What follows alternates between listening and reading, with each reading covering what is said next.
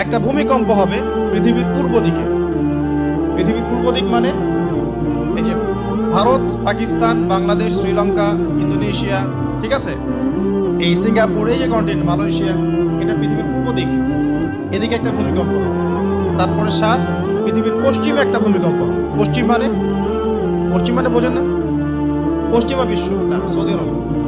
পশ্চিমা বিশ্ব Britain, France, Germany, তারপরে রাশিয়ান কন্টিনেন্ট, হ্যাঁ, ইউক্রেন, এদিকে আপনার আমেরিকা, এই পুরো পশ্চিমা বিশ্ব, এখানে একটা ভূমিকম্প হবে বড়। এবং এগুলো এমন হবে যেগুলোতে ভূমি মাটিতে ধসে যাবে, মাটিতে ডুবে যাবে।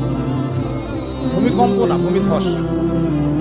8 পৃথিবীর মাঝখানে মধ্যপ্রাচ্যে একটা ভূমিকম্প হবে, যেখানে আমাদের সো-কল্ড আমিরুল মুমিনিনরা থাকে, যারা আমেরিকা এবং ইসরায়েলের বন্ধু, এদের এখানে একটা ভূমিকম্প হবে।